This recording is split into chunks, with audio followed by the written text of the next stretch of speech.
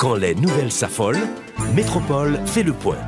Le point tous les matins, simultanément sur radio et Télémétropole. Le point est une courtoisie de la BNC, Arcordia Shipping, les pompes solaires, Chimgé, Unipièces et Lissa Lotto.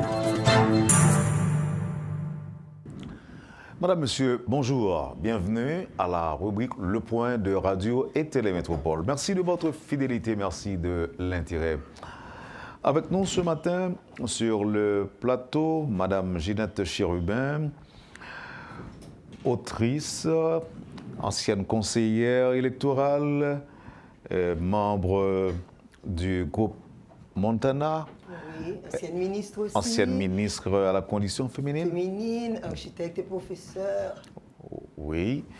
Et Madame Chérubin est avec nous ce matin, non seulement pour commenter l'actualité en tant que personne très active dans la politique, et aussi et surtout pour nous parler de son livre « Le ventre pourri de la bête », comme on sait, qui a été édité il y a 10 ans plus tôt, et aujourd'hui encore, Madame estime opportun de rééditer de nouveaux exemplaires dans cette conjoncture spéciale, dans cette conjoncture particulière. Bonjour Madame Chérubin, bienvenue. Bonjour Wendell, bonjour à Métropole et à toutes les auditrices, à tous les auditeurs de Métropole. Je suis content que vous soyez là avec nous ce matin. Et moi aussi, ça fait longtemps. Oui. On va parler du livre d'abord. Comme vous voulez, je laisse aux journalistes le soin de choisir. Et pourquoi cette deuxième parution, si je peux le dire ainsi? Pourquoi? Oui, c'est mieux de dire parution parce qu'en fait, ce n'est pas une nouvelle édition. J'ai fait de nouveaux tirages du livre. Pourquoi? Parce que je sens le devoir de le faire dans l'actualité, dans le moment que nous vivons, parce que le débat électoral est déjà lancé, quoique trop précipitamment, parce qu'on n'est pas prêt du tout de pouvoir réaliser les élections. Et je vais vous dire pourquoi, et c'est aussi le sens de mon livre. Dans la publicité que je fais, je commence par une phrase et je dis 2013, le livre a paru en 2013, 2013-2023, 10 ans après la première édition, Haïti doit-elle s'apprêter à subir une nouvelle imposture électorale? Et je dis, le ventre pourri de la bête lance le débat. Parce que, ayant fait cette expérience, je sens et je suis sûre que nous allons vers une catastrophe terrible si nous faisons les élections tout de suite. Et je vais vous dire pourquoi. Donc, le devoir que j'ai ressenti, c'est de faire ressortir le livre pour que plus de personnes y accèdent et que l'exemple, l'expérience vécue ne se reproduise pas. Alors, je vous laisse poser les questions, mais si vous voulez, je peux vous dire les 3 ou 4 raisons principales qui font que je pense que cette même supercherie va se reproduire. OK, on va y arriver dans un instant. Mais j'ai envie de vous poser cette question. Je suis sûr de vous l'avoir déjà posée lors de la première parution. C'était la veille de l'avant-signature du livre. Pourquoi cette figure, pour ne pas dire métaphore, le ventre pourri de la bête? Pourquoi? Vous allez me passer le livre 1 minute et puis je vais pouvoir lire un extrait. Le ventre pourri de la bête, c'est la sensation de s'être trempé, d'avoir été souillé. C'est cette sensation que j'avais quand je suis sortie, quand j'ai démissionné, que je suis sortie. Vous êtes sorti des entrailles de la bête ou bien vous êtes sorti de la bête? Ah, Dieu merci, je n'ai pas été jusqu'aux entrailles de la bête, mais j'ai vu les entrailles de la bête. Alors, pour avoir seulement collaboré en tant que conseillère électorale? Ah, mais c'est une grande implication. Si je n'avais pas démissionné et fait du tollé, publié le livre et tout ça, je pense que je serais carrément complice de tout ce qui s'est passé. Alors, on y va avec malheureusement, la question. Je n'ai pas mes lunettes, mais je vais essayer de lire quand même. Alors... Si vous voulez, je vous passe les miennes. Je vais essayer. Wendell, je lisais Baudelaire pendant mon passage au CEP parce que j'adore la poésie. J'ai commencé d'ailleurs à écrire par la poésie. Et après Le ventre pourri de la bête, je vais sortir un deuxième recueil de poèmes. Donc, cette phrase de Baudelaire, tirée de ses poèmes Une charogne, J'ai senti tout de suite la similitude entre ce que je venais de vivre et ce qu'il dit dans cette phrase, et je la lis rapidement. Une charogne, je mets tout près, une charogne infime, les jambes en l'air, brûlante et essuyant les poisons, ouvrait d'une façon nonchalante et cynique son ventre plein d'exhalaisons. Et c'est ça, c'était nauséabond, c'est ce que je sentais. Et l'idée m'est venue, voilà cette bête, et j'ai dit, c'est exactement ce que je viens de voir. Heureusement que je n'étais pas dedans, hein. Faites attention, je n'étais pas dedans. Donc, c'est ce qui m'a donné l'idée. Non, alors quand j'ai dit, vous êtes sorti des entrailles de la bête, c'est parce que vous avez démissionné, et la bête, à mon sens, est-ce que c'était l'appareil électoral? C'était pas ça, la bête. La bête, c'est l'appareil électoral, mais en plus, tout l'environnement politique. Voilà, donc c'est un ensemble. Exactement. Moi, je pensais que vous faisiez allusion tout simplement à l'appareil électoral dont vous faisiez partie. Non, parce que tout ce qui se passe pendant les élections est lié directement à la société en général. Ça veut dire que la corruption, les implications, les dessous et tout ça, plus l'ingérence internationale, tout ceci mis ensemble, ont donné, comment je pourrais dire, cette sensation que j'ai ressentie d'avoir vu une bête, le ventre ouvert et plein d'exhalaisons. Donc là, vous observez, vous pouvez voir à distance le ventre ou bien l'intérieur. Exact, comme je viens de le décrire, Wendell. Et je dois dire que ça a été un apprentissage très édifiant de la société haïtienne elle-même. Parce que les élections impliquent non seulement le conseil électoral, mais l'électorat, donc les citoyens, les partis politiques, l'international et tout. Donc c'est une vue panoramique de tout cela. Madame Chérubin, qu'est-ce qui vous a poussé à qualifier ce que vous avez vu de ventre pourri? Aidez-nous à voir plus clair, aidez-nous à comprendre ce que vous avez vu. Et si possible, partagez avec nous quelques expériences, quelques exemples. Madame Ginette Chérubin, je souhaite que le public ait une bonne idée de ce qui se dit là ce matin. OK. D'abord, je dois dire qu'en écrivant ce livre, je n'ai pas eu la prétention de dire que Ginette Chérubin est la pure des pures. Je n'ai pas d'intention personnelle non plus de souiller, de vilipender quiconque.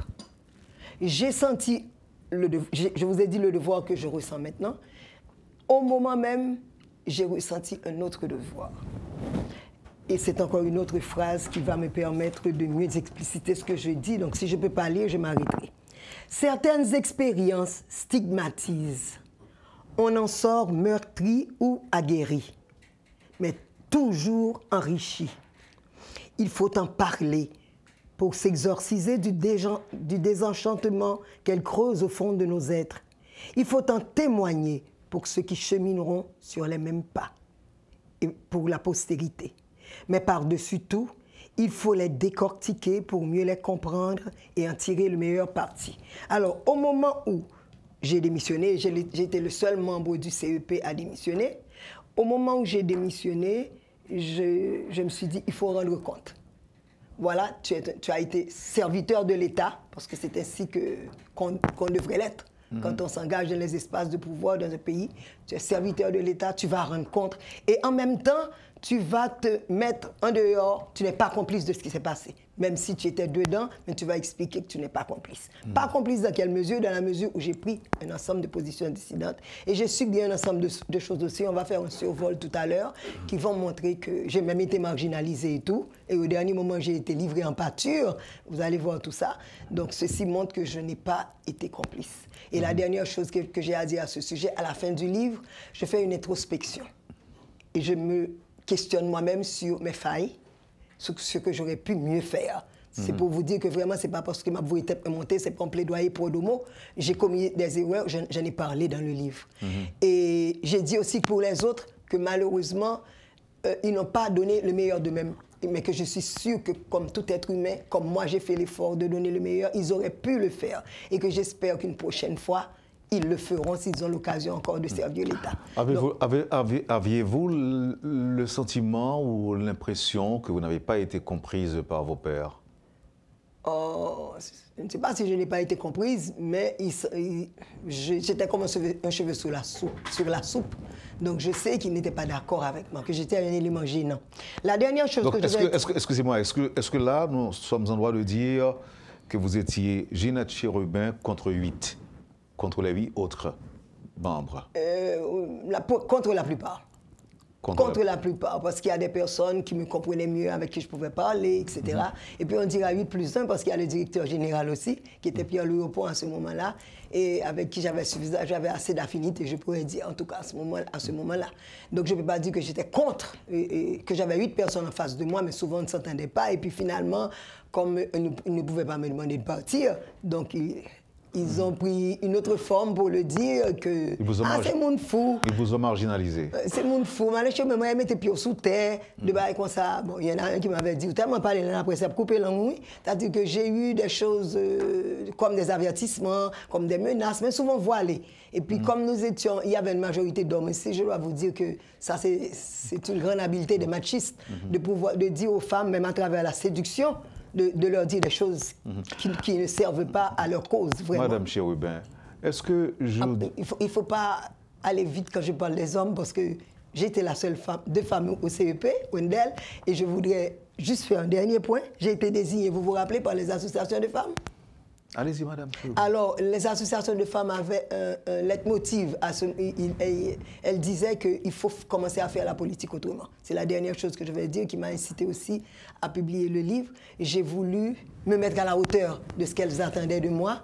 Et j'ai dit aussi, voilà, on va faire et on va rendre compte pour montrer que c'est ce qu'on doit faire quand on sert à l'État. Donc, c'est l'une des raisons aussi qui m'avait poussé à rendre compte.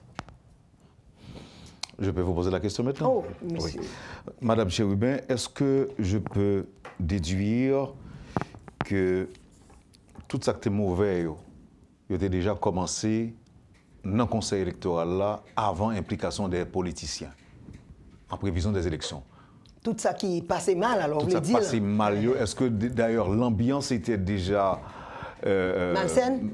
malsaine, mauvaise, souvelée, dans CEP, avant même que les politiciens qui parlent bataille pour l'élection commencent à impliquer pour contribuer dans le pourrissement de la situation davantage. Je ne peux pas dire comme ça.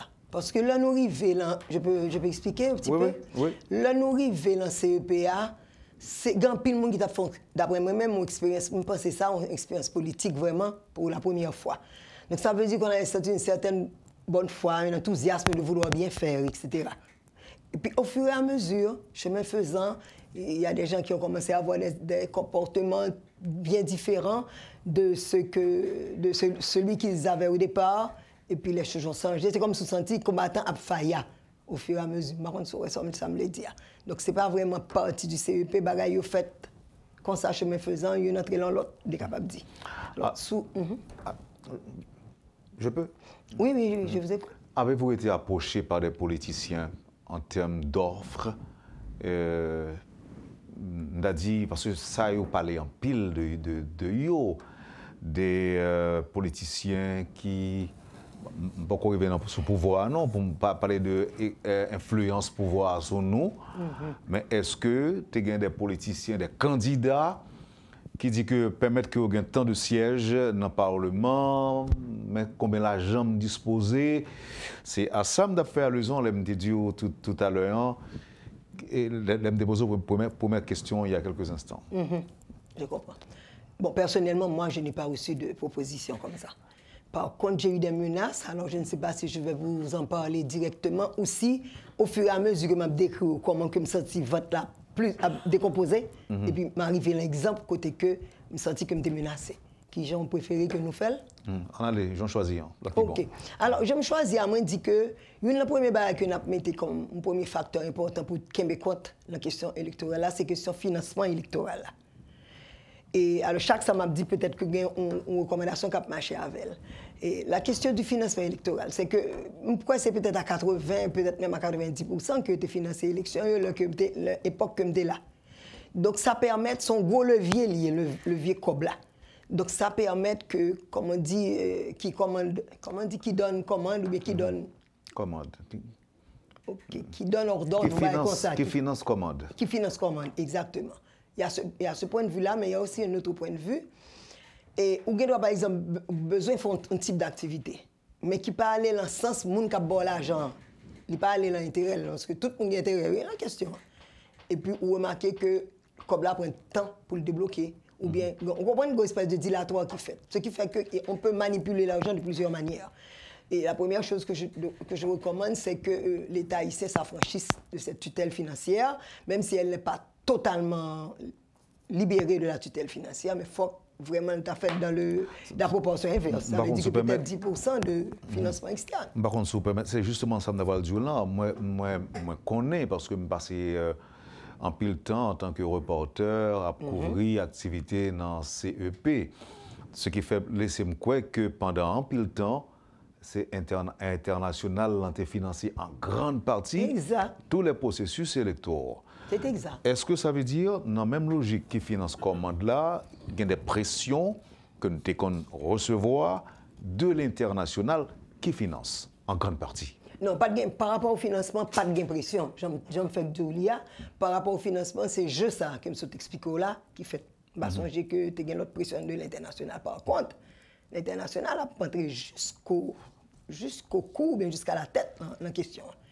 Et si je suis capable de parler de l'ingérence internationale, là, alors c'est ma barre une après l'autre, l'affranchissement de la tutelle financière, parce que quand même, son gros levier, on a parlé de l'autre forme de gérance internationale. Parce que même quand il n'y a pas l'ordre à travers l'argent, même Dieu cap contrôler, parce que c'est eux même qui te fiduciaire là. Il y a un cob là et puis c'est eux qui gèrent le tout. Ce qui est dangereux, donc c'est ça. Maintenant, là qu'on a parlé de influence que l'international gagne le résultat, il faut que nous ne pas penser que c'est au bout du processus, comme si le résultat sorti, que prend une pression pour que changer le résultat, par exemple. C'est pas comme ça le fait. L'international a suivi pas à pas tout ce qu'on a fait dans l'élection. Et comme j'ai eu à faire les élections de 2009, parce que les associations de femmes m'ont désigné en décembre 2007, parce qu'on devrait faire d'abord les sénatoriales de 2009. Donc, nous entrons en décembre 2007, nous avons considéré l'année ça. Nous avons eu l'année 2008 pour tout préparer, faire les élections. En 2009, il y a eu les résultats élections sénatoriales. Et après, le président va demander aux différents secteurs qui avaient désigné des membres CEP s'ils ont gardé même moun ou pas. Donc, à ce moment-là, il y a des gens qui ont changé, il y a des gens qui ont gardé. C'est pour ça que moi-même, comme je suis reconduit, c'est pour ça que je fais tous les deux élections, ni sénatoriales, ni présidentielles. Donc, le premier exemple que je c'est la sénatoriale. Wendell, depuis le choix des candidats éligibles, l'international s'est impliqué.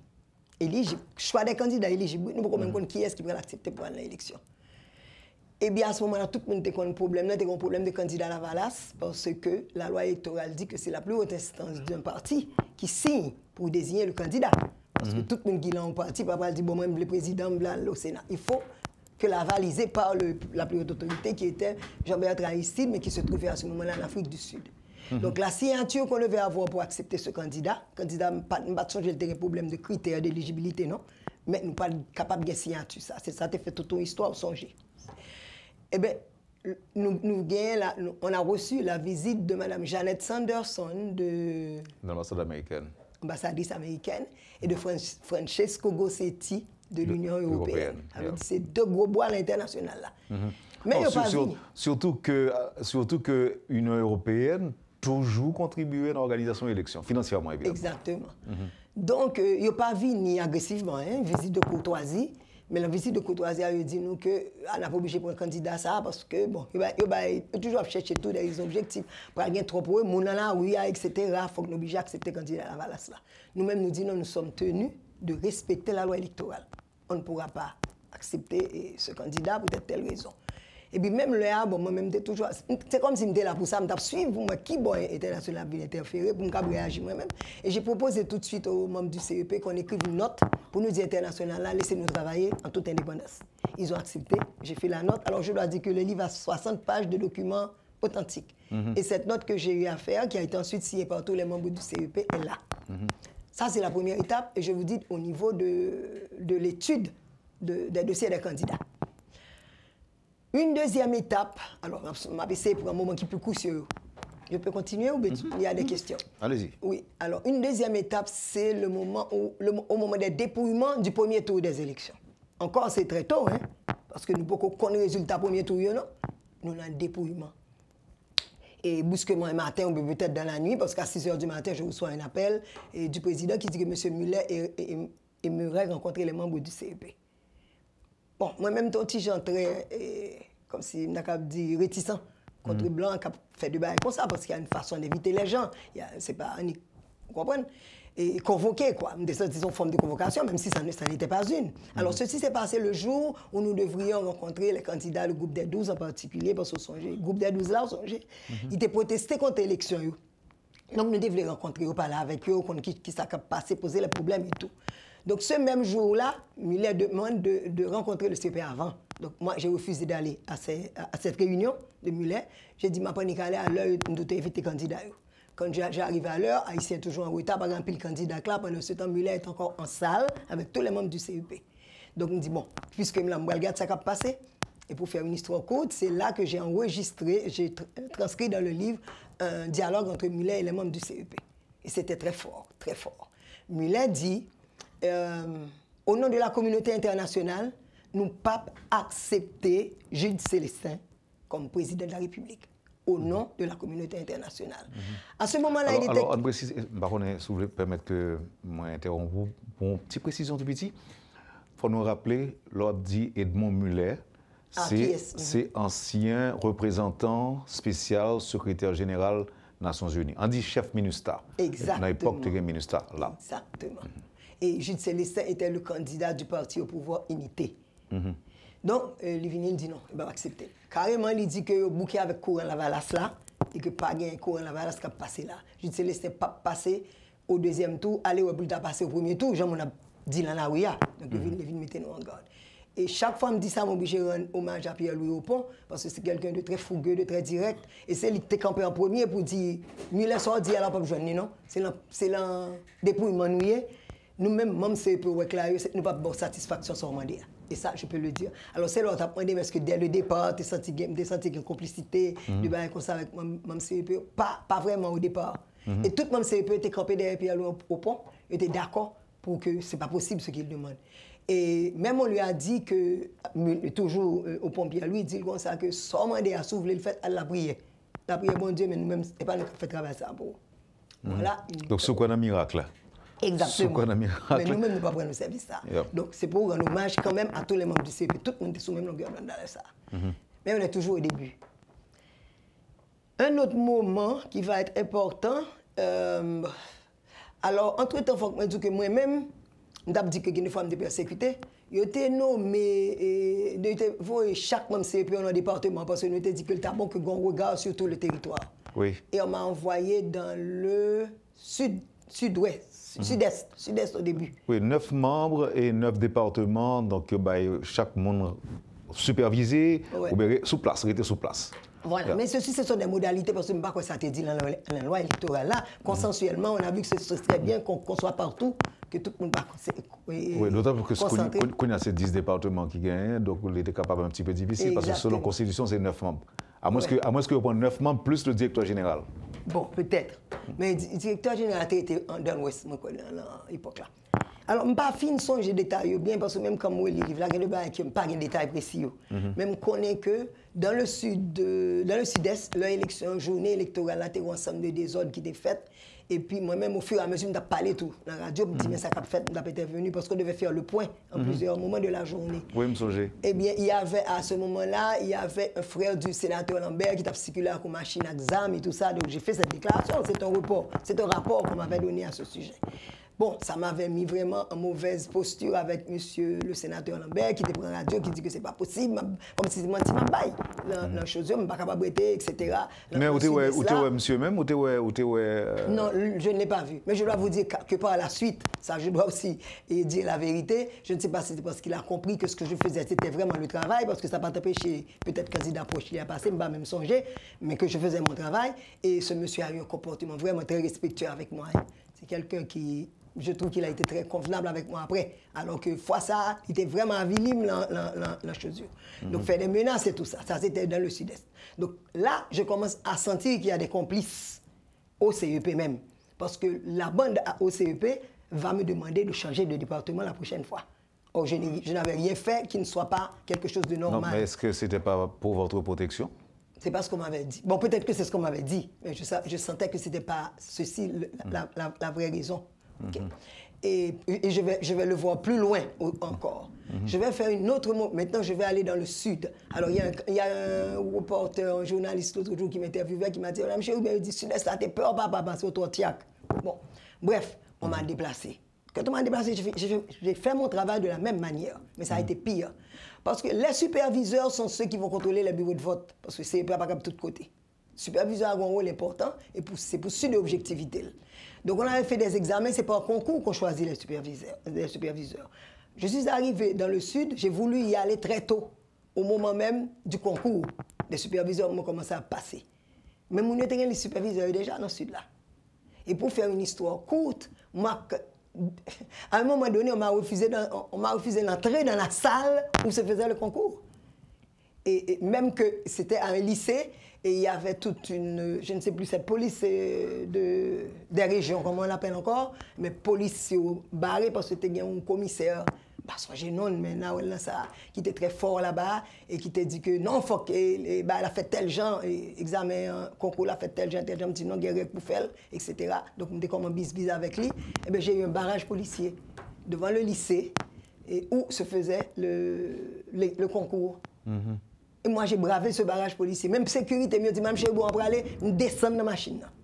Je dis que ici, la journée, ça, c'est CEPA qui contrôle ça. Je viens faire mon travail, vous ouvrez pour moi. Ah, mon cher. Et puis, moi, le président CEPA, même quand je suis le président prépa, je me dis, je ne vais pas rentrer. Pas de chambre, je ne vais pas rentrer. J'ai fait le forcing, je suis rentré, mais j'ai eu des menaces, je n'ai pas besoin d'entrer dans les détails, on verra. Donc ça, ce sont deux mauvais moments que j'ai passés et j'ai pu contrôler les résultats. Maintenant, quand nous avons travaillé, j'ai eu les résultats du concours, avant même que je n'affiche les résultats, ils ont même été en liste, était affichée devant Bedla, et même au Bed, il y avait les complices. J'ai déchiré la liste et j'ai mis l'autre. Donc il y avait tout un combat. Et à ce moment-là, le CEP, il y a une plainte. Donc, les gens qui connaissent une acquaintance là-bas, je ne pas dire ça dans la radio, c'est après que je viens de ça. Ils font genre, ils disent comme ça, qu'il y a un problème, comme ça, madame Chérie. Comme si je créé le trouble. Et puis, ils disent qu'il y a une commission pour venir analyser. Bon, son membre CEP, il va faire confiance, ça fait comme ça, les gens qui parlent l'autre. Et puis, il y a une délégation du CEP qui débarque de 3 ou 4 personnes, etc. Bon. Ils viennent mettre l'ordre. Ils viennent mettre l'ordre, mais qui l'ordre, ils vont pas mettre l'ordre. Parce que moi-même, c'est là. Non, si il y a une nouvelle qui concerne eux, oui. D'abord, il a supposé faire confiance. Justement. Donc, si on déplace pour venir, c'est qu'il n'y a pas fort confiance. Ou bien, il y a l'autre bail, il y a réglé. Tout. Oui. Donc, c'est pour ça que je me dis, au fur et à mesure, je marginalisé parce qu'au début, on est solide face à Muller, etc. Et puis, quand il y a même, d'abord, il est déplacé dans le sud, alors qu'il me fait travailler dans le sud-est, alors qu'il me fait travailler correctement. Monsieur Lambert a élevé la voix. Tout le monde tremblait dans le pantalon, changez, et mettez-moi dans le sud.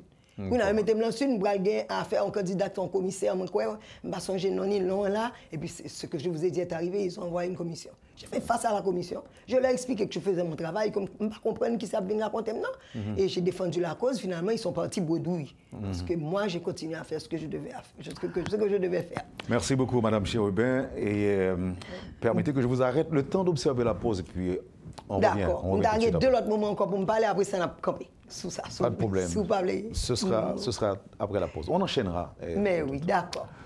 Poursuivez, Madame, Monsieur, la rubrique Le Point de Radio et Télémétropole. Notre invitée ce matin, Madame Ginette Chérubin. Merci de l'intérêt. À tout de suite, après la pause. Le Point est une courtoisie de la BNC, Arcordia Shipping, les pompes solaires, Chimgé, Unipièce et Lissa Loto.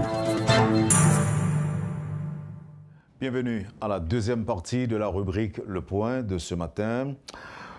L'ingénieure Ginette Chérubin, politicienne, ancienne conseillère électorale, femme politique, est l'invitée de la rubrique Le Point de ce matin. Madame Chérubin, c'est vrai que nous promettons pour nous enchaîner. Oui. Nous parler de implication internationale, pression internationale. Une partie, parce que gagne toujours. Oui. Et pression Edmond Muller, pression ambassade américaine, Janet Hannes-Anderson. Le CEP, par rapport au pouvoir, à l'époque, c'était le président Préval. Exact. Tu n'as pas jamais relé pour faire pression parler? Non. Alors, je vais dire à qui moment, bon, il n'a pas jamais relé devant. Yeah, malgré que c'est en fait, c'était son dauphin. Je vais dire à qui moment l'intervenu, mais on se dit là d'entrée de jeu que ah oui, et femmes politiciennes ou politiques ont toujours dit ça, et sincère. Je ne pas faire politique, moi en pleine dans la réflexion politique. Même pas un monde qui rêvait d'une carrière politique, pas professionnel politique, pas une doctrine politique. Ce serait beaucoup d'ambition. Il y a des gens qui disent moi pour ça comme candidat etc. Je dis pas paré pour ça. Même sont citoyennes engagées, sont haïtiennes passionnées, sont citoyennes engagées. Et c'est pour ça que fait que en 2 fois, il y aurait les mal servi l'État au plus haut niveau. Je ne suis obligé pas de faire bac, parce que si je me dis faire bac, c'est soit je dis à la femme, c'est toujours comme ça, il parler, et puis il ne pas faire rien. Ou bien que je dis que je suis un monde qui peut politique. Non, pas jamais tenté. Je pas peur politique, même pas tenté. C'est pour ça que je ne suis pas candidat. Je n'ai pas l'opportunité pour me candidat au Sénat, à la députation, même à la présidence, après tout ce qu'on a vu. Donc, moi, non, je ne suis pas prête pour ça, mais je suis prête pour combattre. Et je combattre, et Kounia, c'est ma campagne pour l'élection parfaite Kounia. Et je ne finis pas dire nous pour qui ça. Alors, nous sommes arrivés, ou une question sur le président Préval, là, je viens sous lui, mais je voulais juste continuer à faire. Présenter 5 ou 6 moments que je pense qui est important dans l'influence. Parce que là, je parle de ça qui passe dans le sud-est et dans le sud, c'est l'influence politique. Nous te parlons d'ingérence là, nous parlons de Mme Sanderson et d'Edmond Muller. Là, je parle maintenant sur le terrain de pression fait pour moi pour superviseur de CEP qui a changé mon département. Ça, c'est bagarre interne. Donc, je commence à sentir que le bagarre louche qui a passé. Parce que nous ne pas comporté au même genre encore, avec la même conviction que je pensais et la même transparence, etc. On commençait, ouais, que le bagarre va virer. Donc, je suis plus attentive à ce moment-là. Maintenant, on arrive à un moment, et c'est lié aussi à l'assistance internationale. Là, il y a un problème, il offre une assistance technique. Il n'y a pas de quoi refuser parce qu'on n'est pas, nous pas une encyclopédie, nous pas bon dans tout le pas professionnel dans tout le bagaille. Donc après le résultat du premier tour des élections, qui avait donné comme positionnement Madame Maniga en tête de liste, après Madame Maniga, Jude Célestin en deuxième, troisième Michel Mantelli et quatrième, je crois que c'était Jean Risséan. Oui, et après Moïse Jean-Charles. Oui, alors moi, je parlais des 4, mais effectivement. Donc, oui, à ce moment-là, il y a encore beaucoup de remous. De côté, il dit que pouvoir jouer pour Jude Célestin passé. De l'autre côté, il dit c'est Michel Mantelli qui a bon, malgré la troisième position. En tout cas, en pile agitation dans les rues. Et puis là, moi, je vais proposer qu'on fasse une commission pour analyser les résultats d'une commission haïtienne. J'avais bien proposé ça. Finalement, et c'est là que M. Préval va nous rencontrer directement pour la première fois, bon, à part investiture et tout ça. Personnellement, je vais rencontrer M. Préval entre-temps, mais là, M. Préval va analyser l'affaire avec nous et finalement, il va décider qu'on fasse une commission, qu'on fasse appel à l'OEA. Haïti étant membre de l'OEA, nous avons des problèmes. C'est comme ça que la commission de l'OEA s'est formée. Okay? Donc, voilà une première implication du président Préval. Maintenant, on va avoir aussi des consultations techniques. Et lors d'une consultation technique, je vais faire vite, le consultant qui était un avocat africain, M. Traoré, je crois, il va analyser aussi les résultats. Après travailler, même après travailler. Et puis, il vient avec une notion, un concept d'égalité imparfaite. Et finalement, bon, quand il va faire le raisonnement, on va voir qu'il est logique. Mais après, on va voir que c'est cocasse à la fin. La loi électorale parle d'égalité parfaite. Pour si, comme si c'est 2 candidats qui avalé, 3 candidats qui avalé au 3e tour. Ce serait le premier qui est en tête de liste. Et puis si, d'aventure, tu as 2 qui gagnent le même point, que tous les 2 sont obligés d'aller. Donc, s'ils sont à égalité parfaite, c'est ce que disait la loi. Maintenant, ce monsieur, il fait une manipulation, bon, comme vous voulez l'appeler, pour expliquer quelque chose qui est très clair et très logique. Il dit que si, par exemple, ce n'est pas les chiffres, mais je donne un exemple. Si vous avez un candidat avec 23% de vote, pas vrai?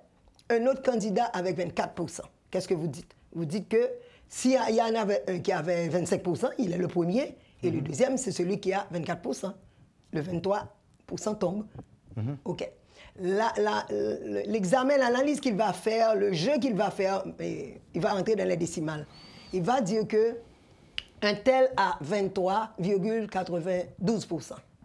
Et l'autre a 24,0001. Et maintenant, on va aller dans les décimales. Et quand on joue dans les décimales, on voit que finalement... Ils sont à égalité. Ils sont très proches, très proches. Oui. Et alors, la conclusion, c'est comment sacrifier quelqu'un pour si peu, pour juste quelques décimales. La notion d'égalité imparfaite émerge. Il arrive à convaincre le CEP. Et ça passe. Michel Martelly va aux élections en deuxième tour avec Jude Célestin comme étant à égalité imparfaite et puis Mme Maniga. Il y avait donc 3 candidats à aller au deuxième tour. Et maintenant, la politique va encore entrer. Ça, ce sont les Haïtiens. Le parti au pouvoir va entrer. Et ceci, je vais le savoir quand M. Lambert fait sa déclaration comme une blague que nous laguer et Jude Célestin nous dit qu'il n'était pas soutenu encore. C'est venu de quelque part. Parce qu'il n'a pas expliqué que tu as gagné une analyse objective qui t'a fait ça. Il a raison, c'est pas moi qui peux le citer. Il a raison, mais c'est comme si son pression faite pour que le fait Jude Célestin quitte route électorale. Donc, d'abord, Michel Martelly allait, parce qu'il est à égalité imparfaite avec Jude Célestin, mais ça pourrait encore causer plus de remous. Donc, la politique intervient maintenant de façon à balayer le terrain. Et c'est ainsi qu'on élimine Jude Célestin, qui va faire son fameux discours presque en pleurant, très émouvant, vous vous rappelez, pour dire qu'il se retire. Personne n'a compris pourquoi, il était deuxième. Jude Célestin se retire, la place est faite pour Martelly. Et la dernière chose que je vais dire, ce sont les interventions de Mme Clinton en particulier. Dès qu'on l'entend encore, il m'a changé, mais en tout cas de Mme Clinton, et ce n'est pas n'importe qui. C'était non seulement une ex-première dame, mais c'était le secrétaire d'État des États-Unis d'Amérique qui se déplace pour une élection. Alors moi, je n'ai pas assisté à cette réunion. Mais j'ai eu le témoignage de quelqu'un qui m'a dit que je peux citer son nom, je n'aime pas le faire, mais je peux dire que c'est quelqu'un de confiance qui m'a avoué qu'il a organisé, il a été parmi ceux qui organisaient la réunion à la MINUSTA entre Mme Clinton et les membres du CEP. Et que je n'étais pas présente. Il m'a même dit, Mme Chérubin, j'ai eu les larmes aux yeux quand j'ai vu les menaces de Mme Clinton sur les membres du CEP et la manière dont ils ont fléchi. Et j'ai même dit, Mme Chérubin, s'il était là même 2 mots, dit, même s'il t'a perdu, s'il était là, il t'a dit 2 mots. Bon, ça, c'est son avis, pas vrai? Je pense que je l'aurais fait aussi, mais je veux dire que je ne vais pas me vanter. C'est ce qu'il m'a dit. Il m'a dit, je vous donne la garantie que la menace de visa a été faite et à ce moment-là, personne ne pouvait reculer. Non, je connais que les Haïtiens aiment visa en pile. Et donc, avec ça, il y a, semble-t-il, eu manipulation. Je n'ai pas vu les manipulations moi-même, parce que le résultat final qui m'est venu, que je n'ai pas signé, c'était Michel Martelly en tête de liste. Et j'avais des questionnements. D'autant plus qu'il y a eu une fameuse visite au centre de tabulation. Vous vous rappelez cette visite à 11h du soir? Ça a fait un tollé extraordinaire. On m'a demandé d'aller au centre de tabulation. J'ai refusé. Parce que le processus électoral vous dit comment se passent les choses. Mais est-ce qu'on va gagner tort le fait qu'on prend distance ou par rapport à ça? Le fait qu'on à ça précisément, mais toute distance, moi, parce que je me plais position d'ici là. Non. Surtout dans des moments décisifs, ou pas là. Par exemple, devant Mme Clinton. Mme Clinton, pas capable de dire c'est moi qui t'ai refusé, il n'a pas dit ça même. Il n'y a pas de veto. Non. Donc, je n'ai pas de souvenir que tu n'as pas rencontré Mme Clinton. Par contre, ça m'a dit de visite dans cette tabulation à 11h du soir, moi, je refusé. Parce que le processus électoral là, cette tabulation fin de travail, il remet le résultat à directeur général là, qui vise, qui valide, qui examine, et le signe qu'on y a remettre le résultat ça, même CEP, le directeur qui doit faire son dernier coup d'œil s'il veut, et puis il fait élection, résultat ressorti. Donc pour qui ça peut m'impliquer? Je n'ai pas de problème, moi, aller par exemple en visite du centre de tabulation dimanche matin, où le candidat était invité à voir, qui j'aime mon travail, tout le bagage fait en toute transparence la presse là, mais ça me va le faire à 11h du soir, je vais aller. Et c'est ton Radio Scoop FM, Radio Scoop FM, même te fait la remarque, je sois ça dit 1, 2, 3, 4, tout le monde CEP là, excepté Mme Chérubin. Donc tout le bagage, c'est pour dire que ce n'est pas les bagages qui finissent passer, et puis je vais couvrir tête moi. Et d'ailleurs, comme moi dis, les documents sont là, les pièces que j'ai signées sont là, qu'il y a des moments que moi je n'ai pas de plaisir pour participer là-dedans. Maintenant c'est le passé, mais au début, dans la première pause là, ou insinuer que nous pas comparer pour élection faite dans le pays. Est-ce que ça veut dire que la bête avec tout son ventre pourri est encore vivant, est encore là? Le ventre était pourri, maintenant c'est de la métastase. Il y a assez farine, il fait des frites nettes. Pourquoi? Parce que j'ai parlé des gérances électorales. Mais à ce moment-là, on n'avait pas l'international qui avait désigné le Premier ministre. On avait au moins des élus. Maintenant, on a l'international qui désigne même le Premier ministre haïtien. l'implication, elle est plus grande, elle est plus ouverte, elle est très arrogante. Les diplomates auront beau dire, parce que j'ai changé ça avec eux tous, quelques-uns auront beau dire que oui, mais nous-mêmes, nous ne pouvons pas faire autrement parce que nous représentons un pays, interlocuteur officiel, nous, c'est chef gouvernement. Ça, je comprends. Mais vous l'applaudissez à tout moment. Il dit qu'il va faire élection, nous d'accord. Il demande des forces internationales, nous applaudit. On nous dit que nous avons juste exécuté deux mandats. Mais vous avez entendu des positions, par exemple, de Mme Salvador qui applaudit 21 décembre, etc. Ça, c'est des partis pris. Ce n'est pas un rôle de diplomate. Donc, ça veut dire que nous encore plus en position de vulnérabilité par rapport à la force de l'international. C'est la première chose. La deuxième chose, on a un homme au pouvoir qui dirige, qui commande tout. Toutes les institutions sont tombées et il n'y a pas d'élus dans ce pays. Donc, c'est une seule personne qui va, avec sa clique, bien sûr, sa camarilla, c'est elle qui va choisir les membres du CEP, c'est elle qui va contrôler le processus électoral. Donc, le manque de confiance. Et si vous avez un manque de confiance, l'électorat n'ira pas voter. Enfin, elle ira en petit nombre. Il y a des gens qui pourront voter, il y a des gens qui ne pourront pas tout. Et c'est les gens qui pourront voter pour la continuité, pour le prolongement du pouvoir rose, du PHTK, etc., même s'il prend plusieurs formes. Donc, il y a ce risque-là que l'électorat soit encore plus faible que d'habitude. Je pense qu'avec Jovenel Moïse, il est arrivé à 18%. Donc, il y a de la chance que l'électorat soit plus faible. Et quand l'électorat est plus faible, l'international a la mainmise totale. Le seul moment vraiment où l'international n'a pas eu la mainmise, c'était lors des élections de 90. Parce qu'après la dictature, mon descend dehors, ils voulaient changer l'État, ils étaient très motivés. Et malgré le fait que le candidat des Américains, c'était Bazin, il n'a pas pu passer. Parce que l'électorat est en force. Donc là, si nous voulons que les choses commencent à changer en Haïti, il faut que nous ayons des élections qui ne réitèrent pas la ruelle Vaillant. Parce qu'avec l'insécurité aussi, il y a un risque qu'il y ait un pire massacre que celui de la ruelle Vaillant. Donc, il y a d'abord l'insécurité, il y a le manque de confiance, il y a l'ingérence internationale plus forte que jamais. Je ne vois pas comment des élections peuvent se réaliser. C'est pourquoi je me dis, est-ce que Haïti doit se préparer dans un futur proche à une nouvelle imposture électorale, doit subir une nouvelle imposture électorale. Et c'est la raison de la sortie du livre. Pire massacre que Ruelle Vaillant? C'est difficile à supporter, mais à imaginer même, oui. Mais...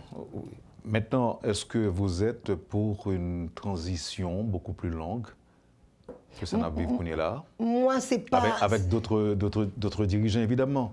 Moi-même, ce n'est pas une question de plus longue. Écoute, c'est qui ça ne veut faire la transition? Hein? Par exemple, quand Mme Salvador a eu à dire on ne peut pas faire une transition dans une transition, on ne peut pas faire une deuxième transition. J'ai répondu à Des Augustes, j'étais la première personne à être interrogée sur ceci. Moi, je dis, mais pour qu'il y ait une transition, il faut que vous puissiez passer d'un État à un autre. Il faut qu'il y ait un processus mis en place pour passer d'un État donné à un autre État. Monsieur Ariel Henry est là depuis 2 ans, il n'a rien fait du tout. Il n'inspire pas confiance, parce que bon, là encore, l'affaire de l'assassinat, il est encore... L'affaire de son implication dans l'assassinat de M. Jovenel Moïse revient. Donc, il n'inspire pas confiance. Donc, qu'est-ce que je disais? Je perds un peu le fil de ma pensée. Je disais que... les élections, la transition... Oui, j'ai dit que à la transition, justement, donc, il n'y a rien qui a été mis en place pour une transition. Il n'y a pas de conditions non plus à cause de l'insécurité et du manque de confiance par rapport à ce pouvoir. Et ce pouvoir, n'ayant pas fait ses preuves, il doit se retirer finalement. Nous autres, Montana, excusez-moi, je fais du coq à l'âne, si vous voulez. Je savais que vous allez y arriver, mais nous autres, Montana, on a tellement essayé de négocier avec M. Henry, malgré le fait que depuis le départ, il a été impliqué, enfin pas impliqué. Mais je me rappelle vous avoir dit ici, Mme Chérubin, que Ariel Henry n'allait pas vous passer le pouvoir, vous, de la Cour de Montana, comme vous le voyez.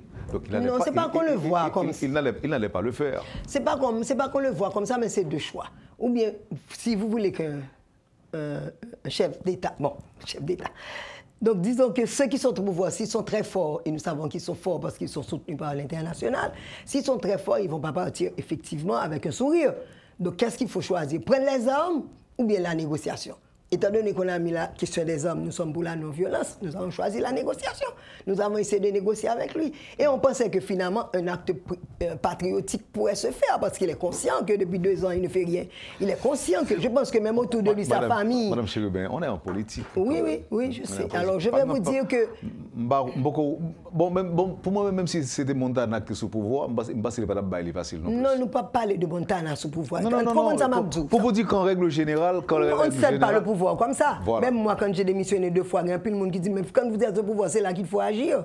Vous ne pouvez pas partir, je suis d'accord avec toi. Ou pas qu'à lutter pendant qu'on est en dehors. Oui, mais étant donné la situation, la détresse de la population, tout ce que nous vivons, on pensait que finalement, cette personne pourrait avoir un élan patriotique.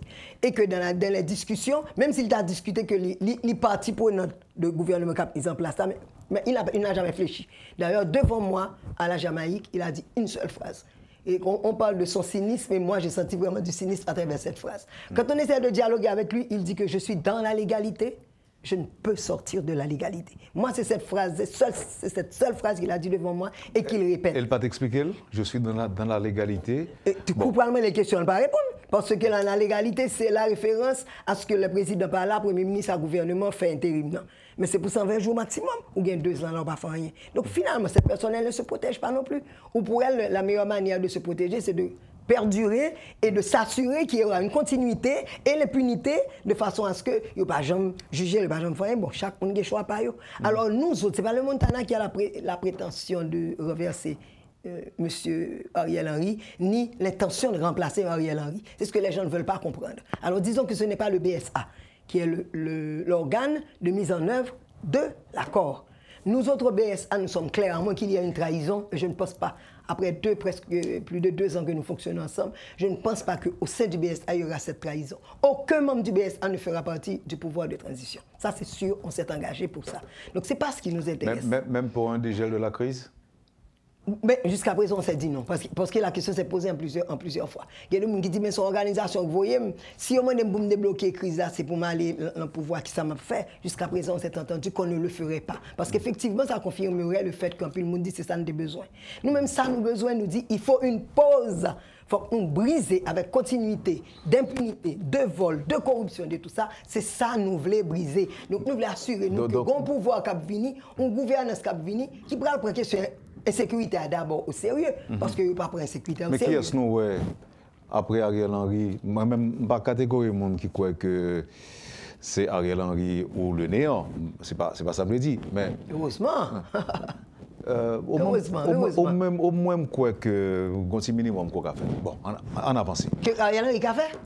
Ou même, ah, pour café, okay. Pour café, je connais que madame dit que Ariel Henry ou le néant. Madame dit ça, madame j'aime dit ça. Même si je me pensé le bac comme ça. Non, même sûr que madame dit. Madame Jérémy, voilà ce que je veux dire. Nous-mêmes, au niveau BSA, nous ne sommes pas parés pour n'occuper aucun poste. Okay? Mais nous, en négociation, nous nous rencontrons sous auspice éminente personnalité. Ariel Henry, s'il t'a parlé aussi facile que ça, t'a aller déjà. Et nous sommes d'accord, on se dit là que nous n'avons pas l'impression qu'il y a grand-chose à régler. Il dit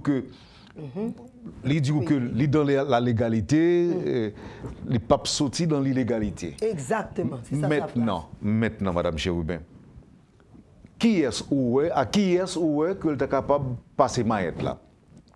Ok. Ariel ne peut pas passer maillette là si chef-lieu pas la gueule. Puisque c'est nommé, son tweet qui nous mêle. Donc c'est eux-mêmes qui boulent la gueule. Nous autres, nous croyons en ce que nous appelons une force de société. C'est une force de société ça qui fait que l'élection 90 était marché. C'est comme ça pour nous regrouper. Nous. Donc le Montana, sa mission, c'est de regrouper, de constituer cette force de société. Parce que je ne vais pas refaire l'historique, mais vous savez que nous sommes une mosaïque au Montana. Et nous avons toutes les organisations qui sont sur le terrain le plus longtemps, qui ont fait preuve de leur volonté de changer le pays, d'aller vers la transformation sociale du pays. Nous avons toutes associations, que ce soit paysannes, que ce soit de femmes, que ce soit syndicales, etc., qui est avec nous. Donc, c'est un bail qui est très large. Donc, on a parlé de BSA, de Montana, c'est pas pour nous que c'est une volonté du BSA, qui est un groupe responsable de la mise en œuvre de l'accord. C'est pour nous que son accord que nous avons mis en œuvre et qui signé par plus de milliers de signataires. Mais à l'intérieur de cet accord, le BS a fait la mise en œuvre, mais il y a une série de tendances en dedans tout.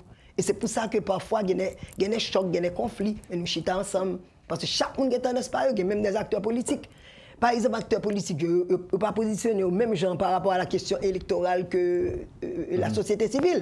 Eux-mêmes, ils connaissent que si y aura ton élection, ils ne sont pas là, tout simplement. Donc, ils ont une vision, ils ont discuté. C'est Montana, BS a une vision par, il y a l'autre organisation qui a une vision par. De temps en temps, il y a des associations qui émergent dans Montana parce qu'ils ne sont pas mariés. Ils ont le droit d'émerger. Moyennant que respecter l'essentiel de l'accord, il est fondamental. Alors, nous avons 4 minutes, pas oublier, il faut nous dire qui côté 21 tu as fait. Oui.